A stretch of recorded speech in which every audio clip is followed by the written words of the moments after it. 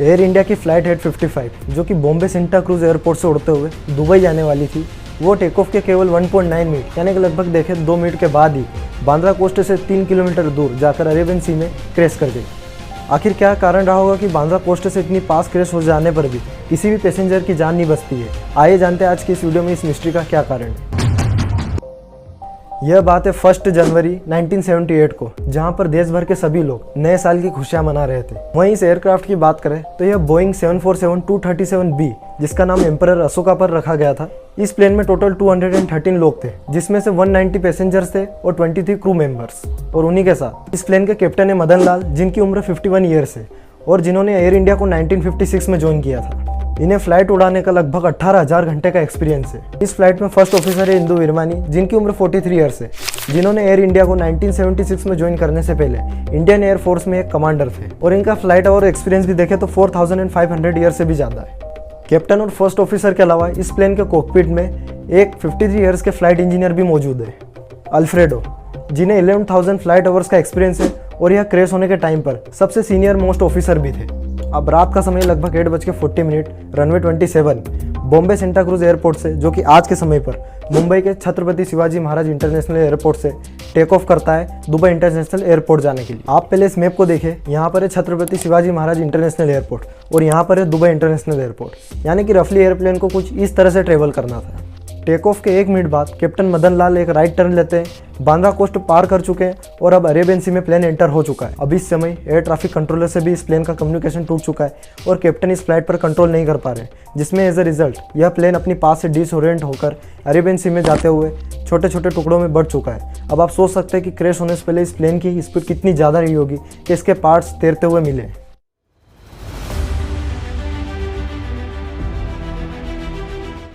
और unfortunately 213 members में से एक भी पर्सन इस प्लेन में बच नहीं पाया।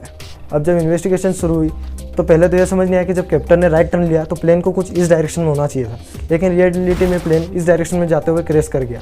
अब इसके बारे में केवल 2 चीज़ों से पता लग सकता था, पहला कॉकपिट वॉइस रिकॉर्डर और दूसरा फ्लाइट डाटा रिकॉर्डर, जिसे हम ब्लैक बॉक्स के नाम से भी जानते हैं। इन दोनों चीज़ों का मिलना बहुत जरूरी था, जिसके जरिए इन्वेस्टिगेशन और आगे बढ़ सकती थी। इन दोनों इंस्ट्रूमेंट्स की जनरली बात करें तो फ्लाइट डाटा रिकॉर्डर का काम है कि प्लेन कितनी स्पीड से है या फिर प्लेन का अल्टीट्यूड कितना है। वहीं फ्लाइट डाटा रिकॉर्डर की बात करें तो उसका काम है इंजन नॉइज रिकॉर्ड करना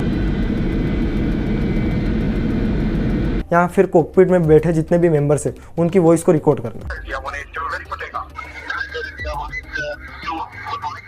इससे पहले हमें एक चीज़ और समझनी होगी, एल्टीट्यूड इंडिकेटर। सिंपल वे में कहूँ तो इसका काम है कि एयरक्राफ्ट अर्थ सरफेस से कितना डिग्री झुका हुआ है इसे हमें इंडिकेट करना। और इस एयर इंडिया फ्लाइट में ऐसे टोटल 3 इंडिकेटर लगे हुए थे।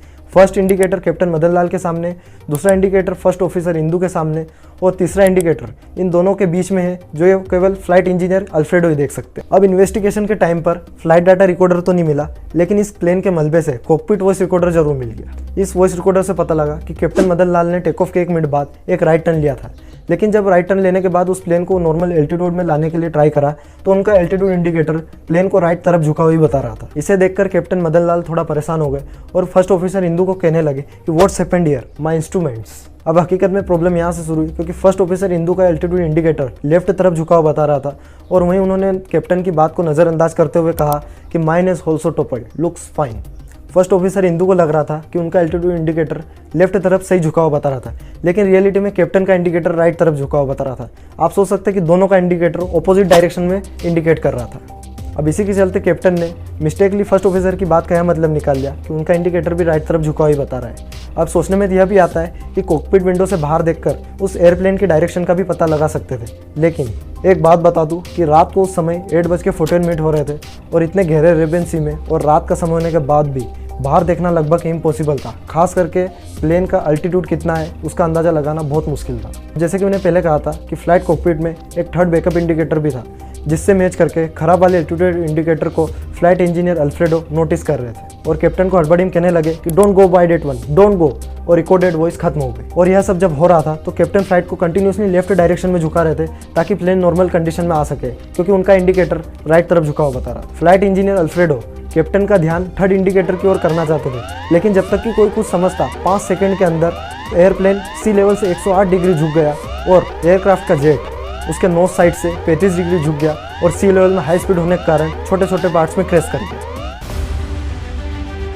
मेरे सजेशन में अगर टेक ऑफ से पहले फ्लाइट इंजीनियर अल्फ्रेडो अगर इस फ्लाइट के सभी टेक्निकल इंस्ट्रूमेंट्स एक बार ठीक से चेक कर लेते तो शायद यह क्रैश होने से बच सकता था। दूसरा है कि फर्स्ट ऑफिसर इंदू को कैप्टन मदन लाल की एटीट्यूड इंडिकेटर से रिलेटेड बात को सीरियस लेना था, ताकि इन दोनों के बीच में कोई मिसकम्युनिकेशन नहीं हो पाता और क्रैश लैंडिंग होने के बजाय मोस्ट प्रोबेबली अरेबियन सी में इमरजेंसी लैंडिंग हो सकती थी। आगे इस डेडलीस्ट क्रैश के लिए 3 कंपनियों पर केस फाइल किया गया, जिसमें से पहली कंपनी थी बोइंग कंपनी और दूसरी कंपनी थी लियर साइगलर जिसने इस फ्लाइट 855 में एटीट्यूड इंडिकेटर को मैन्युफैक्चर किया था, और तीसरी कंपनी थी Collins radio division of Rockwell international जिसने इस फ्लाइट में बैकअप सिस्टम मैन्युफैक्चर किया था। इन तीनों कंपनियों पर यूएस फेडरल डिस्ट्रिक्ट जज जेम्स मार्टिन ने 1 नवंबर 1985 को एक 139 पेज के डिसीजन में सारे लगाए हुए चार्जेस रिजेक्ट कर दिए। और सबसे शॉकिंग वाली बात तो यह है कि उन्होंने यह कहकर केस को रिजेक्ट कर दिया कि उस दिन कैप्टन मदन लाल ने डायबिटीज की दवाई ली थी और इलीगली प्लेन को ऑपरेट कर रहे थे, और साथ में जजमेंट में यह भी कह दिया कि उन्होंने टेक ऑफ के 24 घंटे पहले अल्कोहल कंज्यूम किया था और इसीलिए प्लेन क्रैश कर गया, न कि इक्विपमेंट फेलियर की वजह से। और आखिर में वही हुआ जो ज़्यादातर कोर्ट में होता है, इस केस को भी 1986 में रिजेक्ट कर दिया। कानून इस मसले पे खामोश है। अब आपको क्या ये जजमेंट वैलिड लगता है? आप ये कमेंट बॉक्स में लिखना मत भूलना, और आपको ये वीडियो कैसी लगी जरूर बताना। धन्यवाद। और आखिर क्यों इंडिया में सबसे ज़्यादा फार्मर सुसाइडल केस होते हैं, इससे रिलेटेड मैं डिस्क्रिप्शन बॉक्स में वीडियो लिंक पेस्ट करी, इसको चेकआउट करना बिल्कुल मत भूलना।